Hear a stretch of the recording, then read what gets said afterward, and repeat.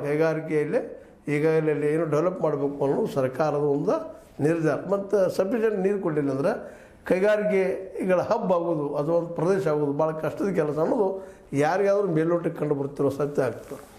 ಅದಕ್ಕಾಗಿ ಸರ್ಕಾರ ಇದು ಕೊಟ್ಟದ, ಆದರೆ ಬೇಡ ಬಂದ್ ಮಾಡ್ರಿ ಅಂತ ಇವತ್ತು ನಮ್ಮ ಚಂದ್ರಿ ಅವ್ರು ಹೇಳ್ತಾ ಇದ್ದಾರೆ. ಚಂದ್ರಿಗೆ ಅವ್ರ ದೃಷ್ಟಿಕೋನ ಸರಿನಾ ಇಲ್ಲಂತಲ್ಲ, ಆದರೆ ಅದು ನೀರಿಗೆ ಪರಿಹಾರ ಏನು ಅಂತ.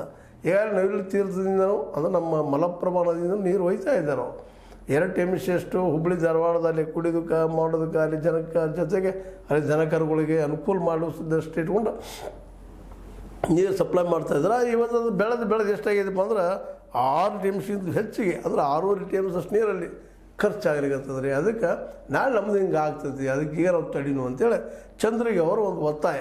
ಚಂದ್ರಿಗೆ ಅವ್ರು ಹೇಳುವಲ್ಲಿ ಅರ್ಥದ, ಹೌದು ಈ ಭಾಗದ ಜನ ತೊಂದರೆ ಹಾಕಿದೆ, ಅದಕ್ಕೆ ಬಂದ್ ಮಾಡಿರಿ ಅಂತ. ಆದರೆ ಒಟ್ಟಾರೆ ಕರ್ನಾಟಕದ ಅಭಿವೃದ್ಧಿ ದೃಷ್ಟಿ ಇಟ್ಕೊಂಡು ಕೃಷಿ ಅಭಿವೃದ್ಧಿ ದೃಷ್ಟಿ ಇಟ್ಕೊಂಡು ಕೈಗಾರಿಕೆ ಅಭಿವೃದ್ಧಿ ದೃಷ್ಟಿ ಇಟ್ಕೊಂಡು ನಾವು ಹೇಳಿದಾಗ ಇದೊಂದು ರೀತಿ ಸಂಕುಚಿತ ಭಾವ ಆಗಲಿಕ್ಕಿಲ್ಲ ಏನು ಅನ್ನುವಂಥದ್ದು ಒಂದು ಪ್ರಶ್ನೆ ಎದ್ದು ಹೇಳುತ್ತದೆ.